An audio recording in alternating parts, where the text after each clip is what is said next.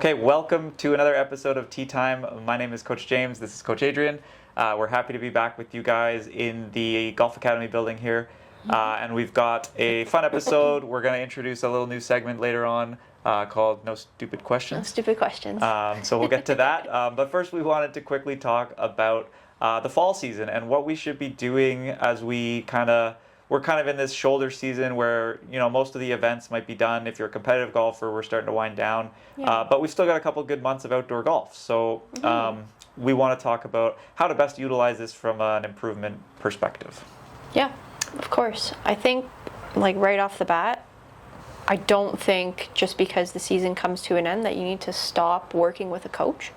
And that's not me being biased or anything. I just think it's the most beneficial to keep working throughout the fall months so you can transition into the winter and continue that progress. So it's not like you have a hard stop and then you come back in the spring of the next season or the summer and there's been like a regression, right? So you have all this good work and you're like, oh, okay, I'll be good for next season. And then all of a sudden you just reverted back to what you've been trying to fix for 3 or 4 months, let's say, right, or depending on what the issue is. But just to really keep going and assuming time allows, put in that time that you've been putting in over the summer months, treat it as not a job, but, you know, like a regiment that you would stick to. Yeah. Right? Yeah.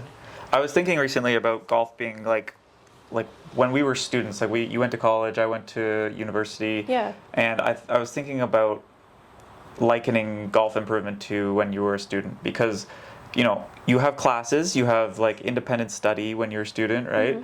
You have tests, which would be like competitions in the golf setting. So it's very, like, there's a lot of similarities. But one thing that's true of students is, like, it takes a long time, right? Of course. If you want an undergraduate degree, it takes 4 years. And then if you want a master's, it takes 2 more. And then if you want a PhD, it takes 2 to 4 more, right? So to think about golf, like, okay, I took some lessons for a summer and now I'm an expert. Good. Like, that's a little short-sighted, I guess, maybe. Yeah. Like, and yeah, it does sound like we're trying to just like promote people getting lessons, but that's not it at all. No. Right? It's more about just sticking with something for long enough to achieve mastery level, and that is far more than just one summer of, you know, lessons and a little bit of you know, practice and stuff like that, right? Yeah, 100%. So just having like a longer view of things, I think overall will help people, A, not live and die by like singular practice sessions, and B, just like continue to get better over a period of time. Yeah, of course.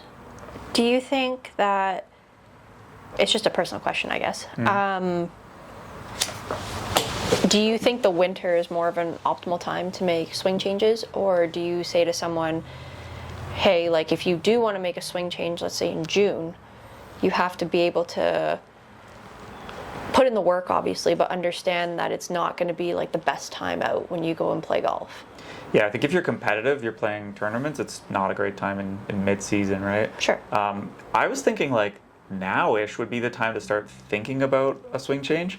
You know, if there's something you know you need to change for the future, or maybe just working with a coach and figuring out what it is you want to change. Starting to get that in your mind now, I think, is probably a good time. And then once you get indoors, you already kind of know what you want to do. You've maybe experimented with some ways to do it. Yeah. And then you can really like dial into the numbers and get video and all that stuff that we have in our indoor studio. Right. And like really get it good so that when you go back out in the spring, it's like really dialed in, right? Yeah, for sure. Yeah, so maybe using this time in September and October to start to think about some changes, you know, so it's not a shock to your system when you start them in the winter. Yeah. And then just like playing a lot of golf, I think, would be a good thing to do right now, because there's a lot of like low stress golf you could play, and you can go out and try different things, right? Yeah. Maybe go out and try only hitting draws, or only hitting fades, or, you know, hitting knockdowns, or like you just go play and have fun and do like different stuff so that you can explore what makes you successful. That would be kind of something else I would do this time of year. Yeah, that's great. I wholeheartedly agree with that. Yeah. I think when people practice something on the driving range and they try to take it to the course, and I know we've talked about it before, but the first thing to go to is, well, it's not working, so I'm not going to keep going with it, and that deters people, right? But it's almost like not that it's going to get worse before it gets better, but you need to go through the tougher times first before, you see a breakthrough. Yeah. Right? Yeah, for me, it's like, if I make a swing change on the range, Yeah. really doesn't matter until I know I can do it on the golf course, right? Of course. Because like I can swing 10 different ways on the range and make it go where you want because there's no pressure, right? There's no outcome that matters. Yeah. You've got a pretty wide fairway on the driving range, Yeah, right? and you got 100 golf balls to rake over and hit again. Yeah, right? of course.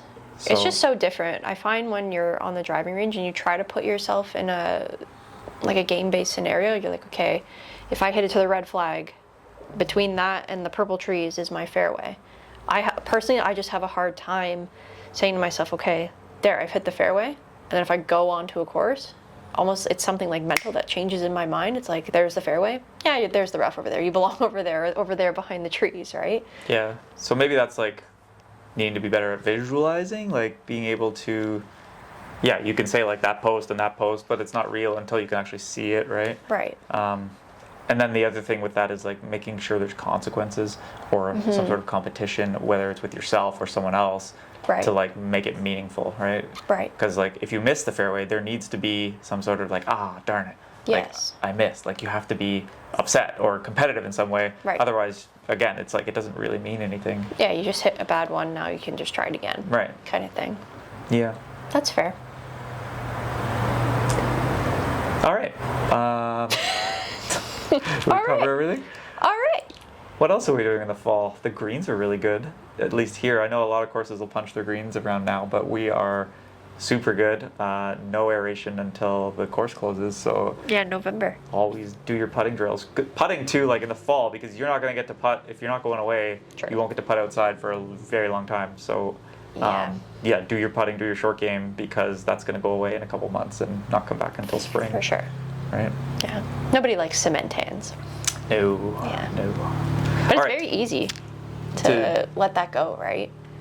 I feel like not that, we just like forget about chipping and putting, but it's so feel based more so than the full swing. It's almost like it's easier to pick up a full swing again. Oh yeah, for sure. Is that fair to say? I think so. For experienced golfers, definitely it's easier to pick up your full swing again because like your movements are ingrained, right? For sure. Beginner golfers, you might have a little bit more time getting back in the full swing of things if you didn't swing all winter. But yeah, for experienced golfers, definitely like short game is the last thing to come and go usually. That's fair. Okay. Cool. Good. So we're going to use our winter effectively, everybody. Yes. Our fall, sorry, and then into the winter season. Yes, Skip definitely. to snow just yet. Definitely time to make some larger changes if that's what you desire. If not, if you're happy with where your swing's at, just important to get reps, right? Just Of once course. or twice a week, get in a sim and make sure you're swinging and keeping your swing going. Absolutely. Maintain what you want to maintain, and if you want to do any smaller tweaks, that's the time to do it as well. Yeah. Okay, it's time for our new segment. Yes. So we'll cut to that. Yes. Okay, we have a very special new segment here on Tea Time. It is called No Stupid Questions. And so this is a fun little segment we're going to do hopefully every episode, where we just answer some viewer questions that you may have. And if they're simple or, if you think, oh, that's a dumb question, don't think that. No. Just send it to us and we'll answer it with Yeah. no judgment, and we'll answer it the best we can. And it will hopefully be a kind of fun new segment. So Yeah. we've got some written down here. So you want to get us started and I'll answer, and then I'll ask you some, and then you can answer as well. Sure. Sounds good. All right, here we go. Yeah, these are just fun. Nothing too crazy. Yeah. Would you rather make a hole-in-one with no witness or a birdie in front of a huge crowd? Ooh, I don't have a hole-in-one, and I know you can't really count it, but I think for my so Your I could own know, self? I think I'd want the hole-in-one still. Yeah. But I think if I had a hole-in-one already, I'd probably go for the birdie in front of the birdie, huge yeah. crowd. Yeah, that would Alright. feel pretty nice. It would, yeah. Yeah. If you're winning something. Yeah, what about you? Winning a tournament. I have had a hole-in-one. So Don't talk to me. I'm sorry. And it was in front of a crowd-ish. Somebody see it? It wasn't alone. No, it was in a Humber tournament. Oh, so that's pretty cool. it was recognized. Okay, yeah. But I suck at putting, so I would take the birdie. Okay. Yeah. And maybe some positive self-talk. Okay, yes. I don't suck at putting. It's something I need to work on, but I'd rather someone see that. Okay, cool. Yeah. So question number 2 comes Yeah. from one of our viewers, Yep. and she wants to know, Yep. when a player shoots it on the green, Yes. they often go up and stab a little stick or tee into the ground. What the heck are they doing? So when a ball comes in on the green, it makes this little mark on the green, and they're called ball marks. Different from a divot. A divot is when you're taking a full swing, you take a decent sized chunk out of the ground. Right. Still needs to be replaced the same way. But when you create that ball mark or a crater, they stick a tee or a divot tool, and they're actually going into the ground and pushing it all in to basically reattach all the roots and then flatten it out so that when you putt over it, or if you do, it's smooth. Right. So it doesn't bounce and hit it, or it doesn't affect the people that are playing behind you either. Right. So, So it it's is always good to a fix those. common courtesy when Yeah. you hit the green to kind of smooth it out for the next person. Yeah, basically. exactly. Yeah. For yourself and for the next person. Awesome. All right, let's move on. Okay, let's find a good one here. How do you calm your nerves on the first tee? Good question. We all get first tee nerves. So Yep. if someone tells you they don't get nervous, that means they're lying or they don't care. Yes.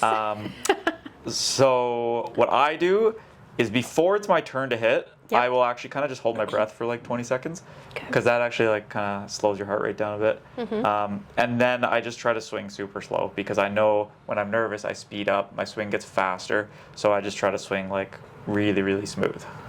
That's Okay. all I do.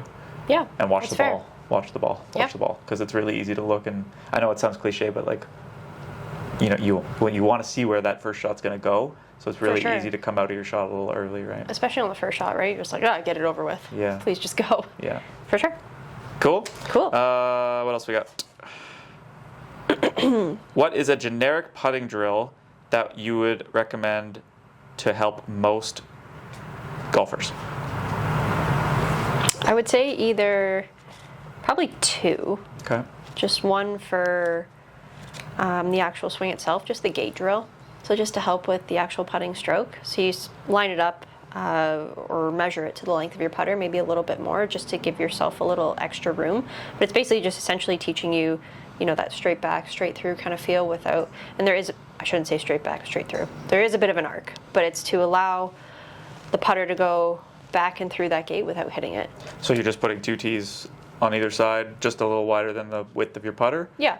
So if you hit it a tee on the way back or on the way through and you're making connection somewhere, you know that something is manipulating it, whether it's your hands or it's your shoulders or your body actually physically moving it. So we want to make sure, and once you get, good at it, you can put a ball down and then start to hit some putts with it. And when you get even better, then you decrease the size of the tees Okay. in between. So that's one. Yep. You said you had a second one? I did, yes. Just the either around the world drill or the line drill. And that's where you set up. The line drill is where you set up about 5 or 6 tees in a straight line, just to give you the perspective of speed and the size of swing. And then the around the world drill, that teaches you the break and alignment from all around the hole and different perspectives. So size of swing should essentially be the same, and the tempo should be the same, but it's just dependent on which side of the hole that you're on. So it's more of a green reading Yeah. drill, I guess, right? So it encompasses both, right? So you have your green reading, speed and tempo, and with the gate drill, keeping it as straight as you possibly can. Yeah. Yeah. Cool. Yeah. Okay. You got anything else for our new segment? Yes, for sure. I can find another one. What's one thing amateurs should stop worrying about? Their score? Is that acceptable? Is that not a good question to ask? No, I love that question. I just Okay. I just think amateurs are really hung up on their score rather than the things required to shoot a lower score. And I think that's a difference because we're always trying to take shortcuts and if you shoot 100, you want to shoot 90, okay? Right. But people, they want to do it really fast and are fixated on the number rather than the habits that you need to do day in and day out to achieve that number, right? Yeah. I know that sounds like that's a very coachy answer. Yeah. But it's accurate, right? I mean, everyone's like, oh yeah, like what's the goal for you? Well, I want to be consistent and I want to shoot 74 every day. Oh my God, consistency. I really I can't stand when people tell me they want to be consistent. Of course, Yes, you want to of be course able we to do. Yes. get up there and know what you're doing and hit it consistently, but what are you doing to get that consistency, right? Like, what are you doing to practice? What drills are you doing? How much coaching are you doing? Essentially what you plan at the end of the day, right?